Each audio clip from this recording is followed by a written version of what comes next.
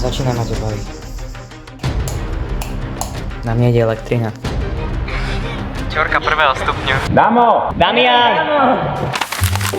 Vítajte v mojej druhej časti DVG, takže sa pekne usaď a začíname. Na tretí deň sme sa rozhodli, že sa vyberieme na pláž do centra Primoštenu. Dáme i gospodo, dobrodošli u centár Primoštena. Keď sme v tom Primoštene, tak si poďme dať trošku histórie. Primošten sa v minulosti nachádzal na ostročeku blízko pevniny. Počas tureckých nájazdov v roku 1542 bol ostroček chránený hradbami a vežami a z pevninu ho spájal padací most. Po ústupe Turkov bol padací most nahradený hrádzou a v roku 1564 bola osada pomenovaná Primošten podľa chorvátskeho slovesa Primostiti. Na kopci mu dominuje farský kostol svätého Juraja, ktorý bol postavený v roku 1485 a obnovený v roku 1760. V blízkosti mestského cintorína, z ktorého sa naskytá jedinečný výhľad na more a okolie. To je všetko a my sa presúvame naspäť do reality. Neviem prečo, ale keď sme boli na tomto mieste, hrala mi v hlave táto songa. Keď som bol menší, vždycky som chcel vyskúšať toto čudo. No a hádajte, čo sa nestalo. Ten sa mi práve splnil a ideme na toto červené Ferrari. Čo keď mi spadne kamera? Stojte. Ideme prejde. OK, 3, 2, 1. A teraz. Kapitán na pravobok. Nepriatelia, strieľajte z diela. Po tejto šialenej jazde som si chcel spraviť záber na Primošten, ale LeBron James mi vošiel do záberu. Potom sme sa ešte okúpali a vyrazili sme do centra Primoštenu. Nemohli chýbať ani suvenírové stánky. Prešli sme okolo stánku a išli sme ďalej.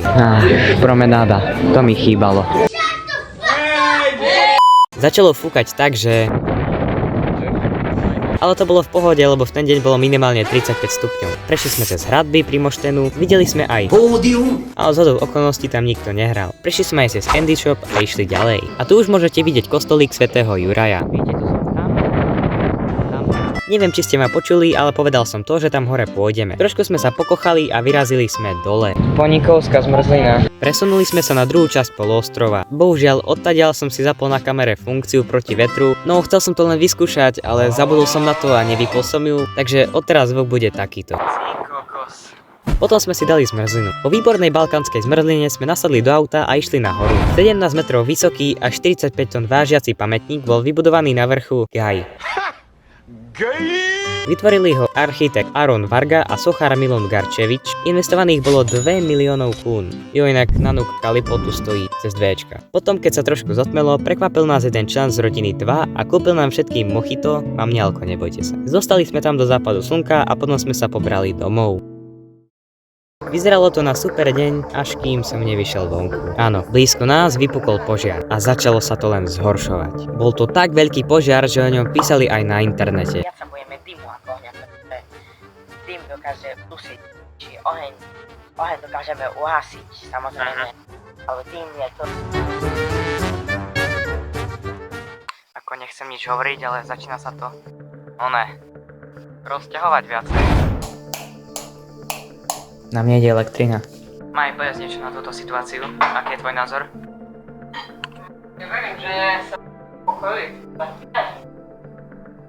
Spať o náš holý život a že nás nebudú evakuovať. Veľmi dramaticky si to dala. Aký je tvoj názor na túto situáciu? Pohode pivo. Priorita. Začína ma to baviť. O čo? O záchranu. Mám posledný 40% na mobile a je to veľmi hrozné. Stále nemám Wi-Fi, chápete?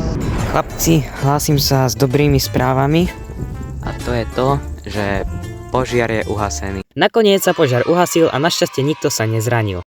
Tu môžete vidieť, ako som si otvoril cedavitku s príchuťou červená naranča, takže červený pomaranč, takže grapefruit. No a najviac mi chutila tá z minulého partu. Keď si ho ešte nevidel, určite si ho choď pozrieť. Vyzeralo to na normálny deň, tak sme sa rozhodli ísť kúpať na našu lokálnu pláž. Potom sme si dali obedík, no a v ten deň som už nič nenatočil.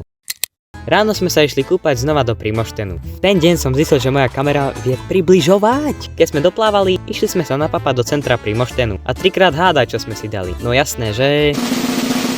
Kebab. Pamätáte si na to, keď som hovoril, že sa pôjdeme pozrieť do Šibeníku? Jo, dnes je ten deň. Pýtate sa, prečo sme išli práve do Šibeníku? No, je to najbližšie veľké mesto pri Primoštene. Keď sme boli na ceste, videli sme, ako ten požiar spustošil skoro všetko. Tam v takej garáži som ešte nebol. Prišli sme hore schodmi z toho divne veľkého parkoviska a hneď na nás vybaflo riadne balkánske bangre. Prešli sme kúsok cesty a našli sme znova candy bar. Zhodou okolností v tom obchode nikto nebol, ale fakt nikto, ani predavačka. Dobrá správa, nikto tam není. Fakt tam nikto není. No a využili sme slovenské porekadlo. Čo neukradneš ty, ukradnem ja.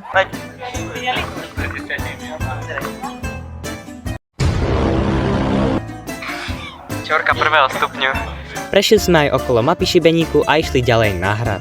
Dorazili sme hore a pomýlil som sa, sorry guys, nie je to hrad, ale pevnosť. Ak chceš vedieť nejaké zaujímavosti, tak si ich nájdi na internete. Srandujem. Poďme na to. Pevnosť svätého Michala je pevnosť nachádzajúca sa v meste Šibeník v Chorvátsku. Je to jedna z najstarších pevností v meste a bola postavená na ochranu Šibeníka pred osmanskými inváziami. Pevnosť sa nachádza na kopci a ponúka nádherný výhľad na mesto, rieku Krka a Jadranské more. Po nedávnej rozsiahlej rekonštrukcii sa pevnosť stala obľúbeným letným miestom rôznych kultúrnych a hudobných podujatí. No a preto keď som tam hore došiel, tak mi to prišlo divné. No toto som na hrade nečakal. Ale musím povedať, že tam hore bol neskutočný krásny výhľad na mesto, ale aj riadne horúco. Trošku sme sa pokochali výhľadom a išli ďalej, no zhodou okolností sme našli toto. Môžem vyskúšať. Ja sa budem oranžovať.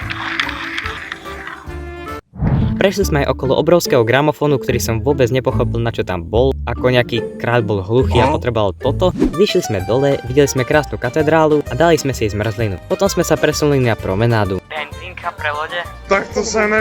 No a prešli sme aj okolo prístavu, popozerali sme si lode a išli nakúpiť na zajtra. Pýtate sa prečo na zajtra? Lebo na budúce to bude o držku. Dneska máme namierené do väčšej diery, než je Slovensko.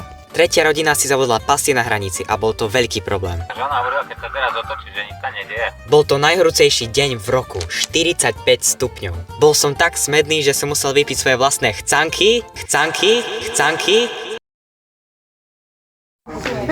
Hrvatská mačka.